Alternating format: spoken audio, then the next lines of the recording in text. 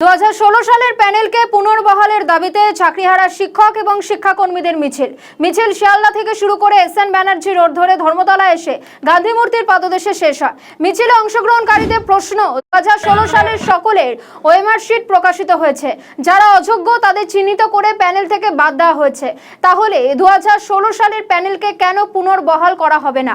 এই মিছিলে আজকে যোগ দিয়েছেন প্রদেশ কংগ্রেসের সভাপতি শুভঙ্কর সরকারও। সেই ছবি আপনারা দেখতে পাচ্ছেন। আজকে একেবারে শিক্ষাকর্মীদের মিছিল ছিল এবং এই মিছিলে বহু শিক্ষাকর্মীরা তারা আজকে পা মিলিয়েছেন। পাশাপাশি প্রদেশ কংগ্রেসের সভাপতি শুভঙ্কর সরকার তিনিও উপস্থিত ছিলেন।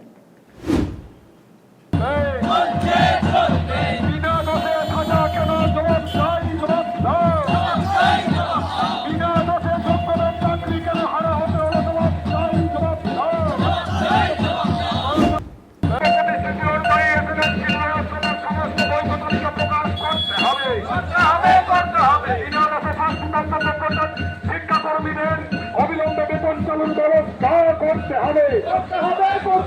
2016 ওয়েটিংদের চাকরিতে পুনর্বহাল ব্যবস্থা করতে হবে। 2016 সমস্যা অবিলম্বে চাকরি হারা প্রতিনিধিদের সঙ্গে আলোচনার ব্যবস্থা করতে হবে। দক্ষ চাকরি হারাদের পুনর্বহালের দাবিতে এই সংগ্রাম চলছে। অবস্থান গ্রুপ শিক্ষাকর্মীদের বেতন চালুর ব্যবস্থা